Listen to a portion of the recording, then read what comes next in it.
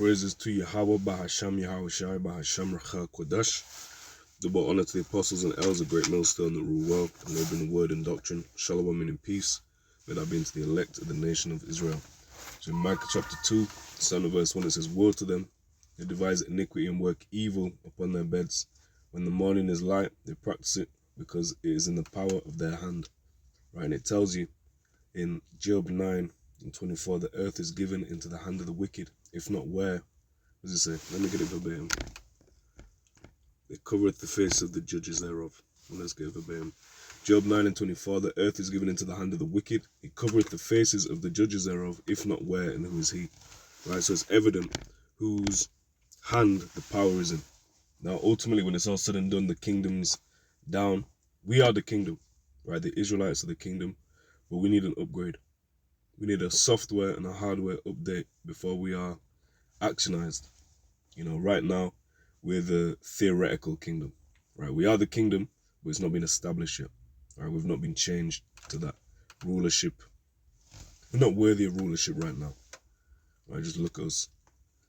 You know, sick. The fact that we get sick, the fact that we're in this corruptible flesh that's subject to sin, you know, all that is proof that we're not. Yeah, that's proof we're not in the new covenant yet. You know, for that new doctrine coming out. Right, the new covenant will have the laws in our hearts, our minds, our inward parts. Right, we won't be teaching any man his neighbor and his brother, and we'll be programmed to pure righteousness. Now, as much you brothers, you know, want to profess the new covenant, do you still slip up and sin? Absolutely. Right, the proof that we're still in this flesh is that I can't even get a sentence out. You know, you still slip. We won't be. There'll be no faults.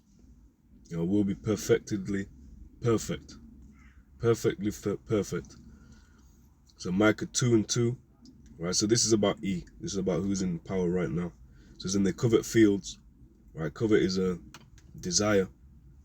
It talks about you can covet something that you own, right? You can lust after your own wife. There's no sin in that, you know. But if you covet or lust after another man's wife, that's adultery, right? That's adultery in the spirit. So they covet fields that doesn't belong to them, right? They go around depossessing and depopulating lands that don't belong to them, right? And what is it saying? Take them away by violence, right? So that's how they go around. How did they get Babylon the Great, right? What the world knows as the United States of America. How was that established? Was that established righteously? Was there contracts where everyone was in understanding and agreement? Yes, there was, and they broke them. All right, let's get proof of that. Right, Psalm 55, verse 20 and 21. It says he hath put forth his hands against such as be at peace with him. He has broken his covenant. Right, so he broke the covenants he made with the so-called Native Americans, right, the northern tribes of Israel. Verse 21. The words of his mouth were smoother than butter, but war was in his heart. His words were softer than oil, yet were they drawn swords. So he's saying one thing, he's doing another. Right, so it's deceptive. Verse 2, it says, and they covet fields, and they take them away by violence, and houses, and take them away. So they oppress a man in his house, even a man in his heritage. And to the point of, you know, the Maccabees, right, Hellenization, they oppress a man, even a man in his heritage. Sorry, they oppress a man in his house, even a man and his heritage. So what did they do? They said, you can't be an Israelite, right? You can't keep the ancient feasts. It says fasts, but really it should be feasts. Right, so you can't keep. The Day of Atonement is a national fast, right? But that's the only national fast that's in the law like that. So that's how you know it's feasts. Right, so you can't keep the Passover. You can't keep the Feast of Unleavened Bread, which is basically the same thing. Right, all of it's the Passover, but the first night of the Passover is with the lamb. You know, then you have the bread. And in a messianic understanding, you know, we understand the bread to be what? The body of Yahushai. And we understand the wine to be the blood of Yahushai. Right, then we take the bitter herbs to represent the bitter slavery that we went through in Egypt. Right, the bitter slavery that we're going to get redeemed from in this new Egypt. Right, is what we're looking for. Away from this man that covets fields, takes them by violence, so on and so forth. Right, verse 3, it says, therefore thus saith Yahweh, behold, against this family do I devise an evil, from which ye shall not remove your necks, neither shall ye go haughtily, for this time is evil. Right, and we're going into the time of Jacob's trouble, and we're going into the time of Esau's trouble. Right, really they're synonymous, because Jacob's trouble is the last portion of his kingdom. Right, verse 5. Verse 4. Another proof of that flesh. Verse 4. In that day shall one take up a parable against you and lament with a doleful lamentation, and say, we be utterly spoiled. He hath changed the portion of my people. How hath he removed it from me? Turning away, he hath divided our fields. Therefore thou shalt have none that shall cast a cord by lot in the congregation of Yahweh by Hashem Yahushai. It says, prophesy ye not, say to them that prophesy, they shall not prophesy to them, that they shall not take shame. O thou that house named the house of Jacob, is the spirit of Yahweh straitened? Are these his doings? Do not my words do good to him that walketh uprightly? Right, so Jake is not acting like Jake. Jake has taught the wicked ones his ways. Right, so Jake, he's become as he. That's a problem.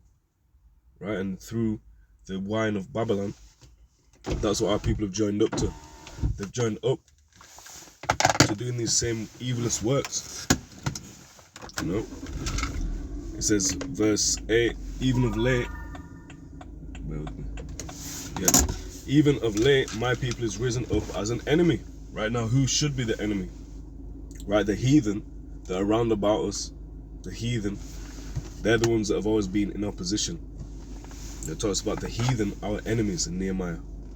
Right, so who's meant to be our enemy? Truly, the other nations are meant to be an enemy, and we're meant to be brothers. It says that in the law. Thou shalt not hate thy brother in thine heart.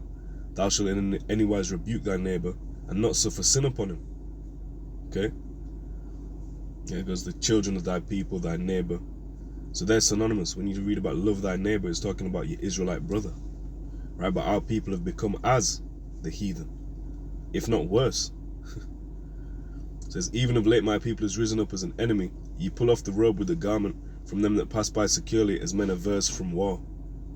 The women of my people have ye cast out from their pleasant houses, from their children have ye taken away my glory forever.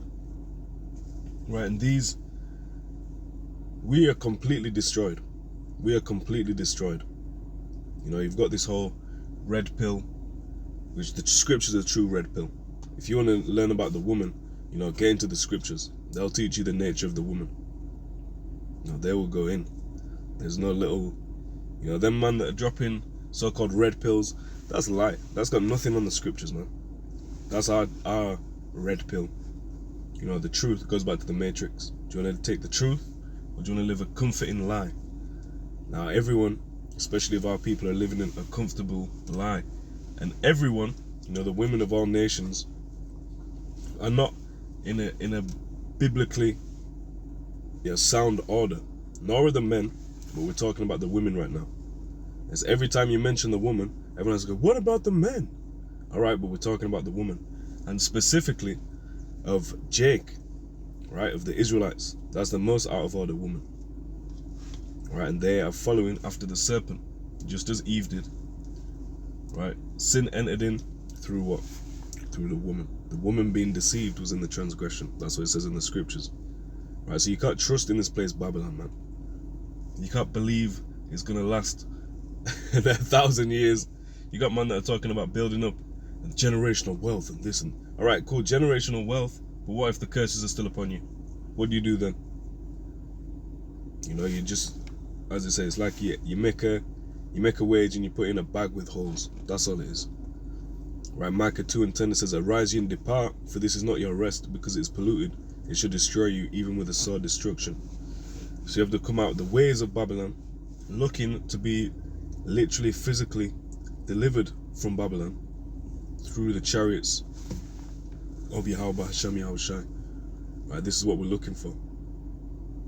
Right, arise ye and depart, for this is not your rest. We are not meant to take comfort in Babylon the Great. Right, there's nothing good here or there. Right, there's nothing good on the earth if it's patterned after the spirit of Babylon. But we have to transform our minds and be conformed to that image of Yahushai, man. Arise ye and depart, for this is not your rest, because it's polluted. It shall destroy you, even with a sword destruction. And so our people have become like unto the heathen. You know, and that sorry sight, not just in a Gentile state of mind, but in an E state of mind. That's the worst of all. Yeah, but on to the next one, Lord willing. All praises to Yahweh, Bahasham Yahushai, Bahasham Ruach HaKodesh. Shalom.